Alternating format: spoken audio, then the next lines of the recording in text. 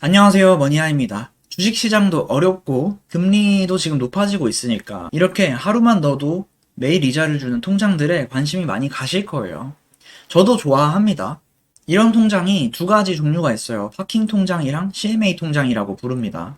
얘네들은 용도가 비상금을 넣어두시거나 투자하기 전에 잠깐 쉬는 돈을 넣어두기에 적합한 통장들이에요. 근데 어차피 금리 때문에 이 영상 보실 테니까 금리부터 말씀을 드리겠습니다. 엑셀로 제가 정리를 했어요. 55개 금융사를 찾아봤습니다. 우리나라의 증권사는 다 확인을 했고, 유명한 저축은행들 추가로 확인했고, 인터넷 은행들 있잖아요. 뭐 카카오뱅크 이런데 거기까지도 확인해봤습니다. 현재 이제 금리 순으로 봤을 때 OK 저축은행이 3%를 주고 있습니다. 오픈뱅킹 등록하면 0.2%더 준대요. 2등은 페퍼저축은행이에요. 마찬가지로 3%고 300만 원까지 되어 있어요. 그 다음에는 유진투자증권의 자산관리형 CMA가 2.55%, 우리종금이 2.45% CMA 통장이 있습니다. 예금자 보호가 되고요. NH투자증권은 2.3% 발행어음형 CMA가 있는 거예요. 아니 그냥 1등만 알려주면 되지 않냐. 오케이 저축은행에 그냥 다 넣어야겠다. 예금자 보호도 되고 3.2%까지 되니까 할만한데 라고 생각하실 수 있어요. 근데 그렇게 단순하게 하시는 거는 다 하실 거예요 아마. 이 영상 보시는 의미가 크게 없을 겁니다. 제가 뭐 55개나 발품 팔아서 비교했지만 여러분도 검색 좀 하시면 이 정도 정보는 금방 찾아보실 수 있을 겁니다. 제가 이야기를 하고 싶은 건 이런 게 금리만 보고 투자하는 게 아니라 이 장점이랑 단점을 다 알고 투자했으면 좋겠어요. 제가 사회초년생 때 몰라가지고 마이너스 80% 손해봤다 이런 얘기 드린 적 있었죠? 지금이야 제가 은행에서도 일을 하고 그랬으니까 그냥 일반 직장 다니시는 분들보다는 조금 더 알 거예요. 여러분들도 여러분들 본업에서는 저보다 훨씬 더 잘 아실 겁니다. 그래서 조금 복잡한 이야기를 드리고 싶어요. 여러분이 재테크를 하시는데 분명히 도움되실 내용입니다. 한번 들어보세요. 이왕 클릭하셨으니까. 일단 첫 번째로 이야기를 할 건 이 OK저축은행, 페퍼저축은행, 내려가 보면 웰컴저축은행이랑 SBI저축은행이 있어요.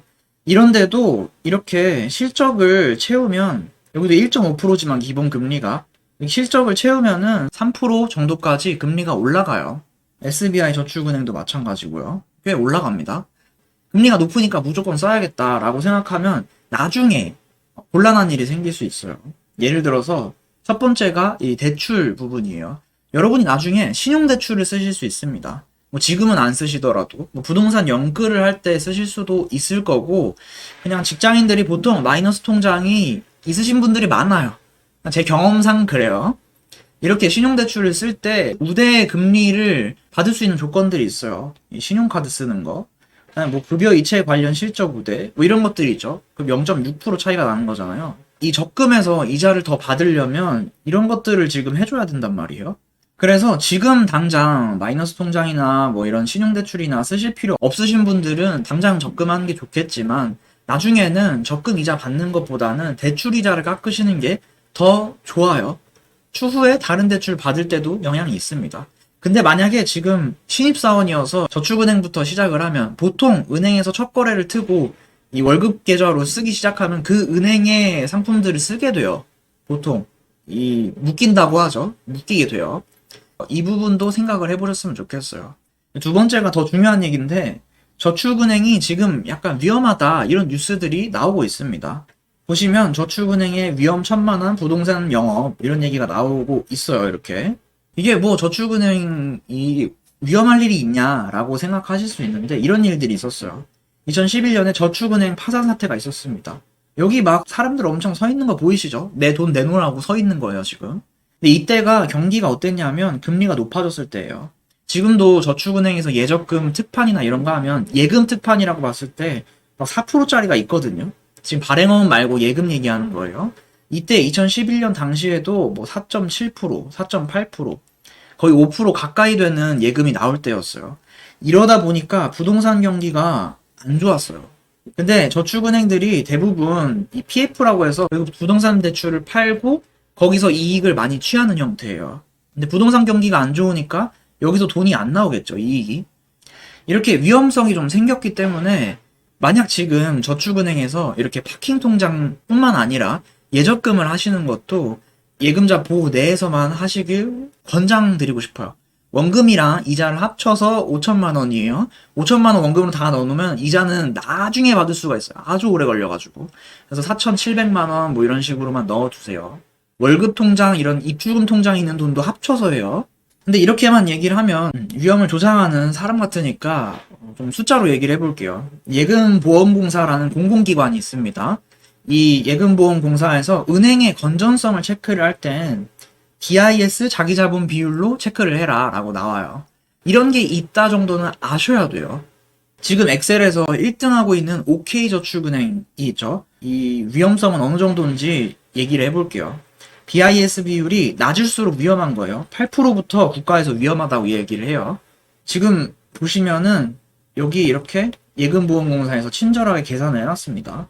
BIS 자기자본 비율이 있고 21년도 6월 달에 12%였는데 계속 이렇게 11%, 10% 낮아지다가 현재는 10.56%까지 내려왔어요. 그러니까 지금이 위험하다 이건 아니에요. 위험에 가까이 가고 있다 정도 느낌이에요.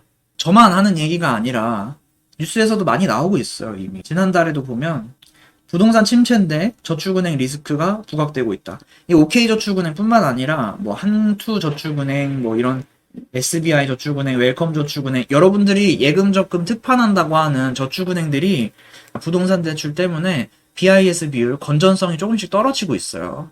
이건 제 얘기가 아니라 이 언론에서 이야기를 한 겁니다. 이렇게 예금자 보호 내에서만 하셨으면 좋겠다 이야기를 드렸고, 하나만 더 이야기를 할게요.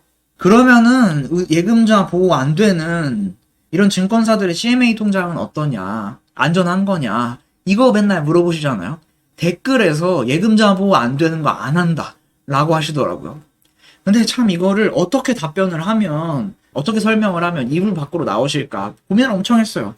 근데 이거를 분명히 은행만 이용하시고 예적금만 하셨던 분들이 반성이 있기 때문에 분명 이렇게 그냥 계속 하고 싶다 하시겠지만, 이것도 일단 들어보세요. 영상 지금 클릭을 하셨으니까. 비율을 먼저 들어볼게요. 선생님한테 우리 애가 전교 1등만 하고 있었어요. 근데 대학에 못 갈 확률이 있습니까? 하고 물어본 거예요. 선생님한테. 내가 부모인데 선생님한테 물어본 거예요. 그러면 선생님이 진짜 정확히 답변을 하고 싶고 양심적이고 이런 사람이에요. 그럼 뭐라고 답변을 할까요? 절대 없습니다 라고 할까요? 아니죠. 100%는 아닐 거예요. 뭐 예를 들어서 답안지를 밀려 쓴다든지, 아니면 진짜 원하는 대학, 원하는 과에 못 가가지고 재수를 한다든지, 확률이 아주 낮지만 있긴 있어요. 그래서 선생님이 답변을 할 때는 이 아이가 정말 잘하는 아이지만 절대 없습니다라고 말은 못하죠. 이렇게 얘기를 하실 거예요. 정확히 얘기를 하고 양심적인 사람일수록 이렇게 얘기를 할 겁니다. 마찬가지로 매일 이자를 주는 CMA 통장, 이런 애들은 굉장히 안전합니다 라고 이야기를 해요. 하지만 절대 없다고 얘기는 못해요. 북한에서 핵 쏘고 이런 일이 있으면은 마이너스 될 수 있겠죠. 근데 그런 상황이 되면은 금고에 돈 넣어놓은 것도 휴지 조각이 됩니다. 예금자 보호도 안 될 거예요. 근데 이렇게 비유를 해도 마음 한켠이 불안하실 거예요. 그래서 조금 더 얘기를 해보겠습니다. 증권사의 건전성은 뭘로 보냐? 영업용 순자본 비율이라는 걸로 체크를 할 수 있어요. 벌써 더럽게 어렵죠? 용어는 모르셔도 돼요. 그냥 이런 게 있구나, 이렇게 체크를 하는 거구나, 요즘에 어떻지, 어떤 수준이지, 이 정도만 아시면 돼요. 그냥 편하게 들어보세요. 외우려고 하지 말고. 그러니까 영업용 순자본 비율이란 거를 네이버로 보시면은 이렇게 아까 설명드렸던 증권사판 BIS 비율이라고 불린다라고 되어 있어요. 그러니까 비율을 들자면 이런 거예요. 이 위험한 돈 대비 준비한 돈이 얼마냐, 이런 뜻이에요. 예를 들어서 증권사에서 가지고 있는 돈 중에 위험한 돈이 이만큼 있어요. 근데 준비한 돈이 요만큼밖에 없으면 뭐 한 막 40%다 이렇게 표현을 할 거예요. 만약에 준비한 돈이 이만큼 많아요. 그럼 뭐 150%, 200% 되겠죠? 국가에서 이 정도는 있어야지 증권사가 건전하다라고 하는 비율이 150%예요. 여기서 순자본 비율 150% 유지할 것을 요구했다. 그럼 여기서 나와 있는 엑셀에서 증권사 중에 1등을 하고 있는 2.55% 주는 유진투자증권의 순자본 비율은 얼마냐 보면은 318%예요. 약 3배가 넘게 준비가 되어 있는 겁니다. 뭐 엑셀에서 4위 하고 있는 우리종금은 예금자 보호가 되니까 제끼고, 5위인 NH투자증권을 볼게요. 대한금융DB 신문에서 친절하게 우리나라 5개 대형 증권사를 계산을 해줬어요. 참 좋은 곳이죠. 보면은 우리나라 순자본 비율 여기가 나와 있어요. NH투자증권 1800%를 준비하고 있답니다. 1800%. 위험한 돈이 요만큼이면 이만큼을 지금 준비를 하고 있다는 거예요. 여기까지 얘기를 했는데 그래도 못하겠다. 이거는 솔직히 말씀드리면 뭐 안전성 이런 걸 따지기 때문에 못하는 게 아니라 그냥 처음 한 거라서 생소한 거라서 싫은 거예요. 솔직하게 말씀드리면 그래요. 정말 안전한 겁니다. 어쨌든 손실이 절대 없다라고 말씀드릴 순 없지만 정말 안전한 거예요. 정리를 한번 할게요. 일단 매일 이자를 주는 통장에는 은행에 파킹 통장이 있고 증권사의 CMA 통장이 있다. 여기서 말씀드렸던 거는 저축은행에 파킹 통장을 하실 거면은 예금자 보호가 되는 범위 내에서 하셨으면 좋겠다. 두 번째, CMA 통장은 금리는 파킹 통장보다 조금 낮았지만 안정성이 지금 더 높다. 재무 비율이나 이런 걸 봤을 때 더 높다. 이렇게 말씀드렸고 이 두 가지 통장 매일 이자를 준다고 말씀드렸죠. 그리고 55개를 제가 비교했다고 했어요. 발품 대신 팔아드렸습니다. 금리 높은 순으로 봐드렸어요. 뭐 이 엑셀이 궁금하다 이거는 제가 카페에 남겨놓을게요. 이제 오늘 영상 여기까지 하겠습니다. 행복한 하루 되세요.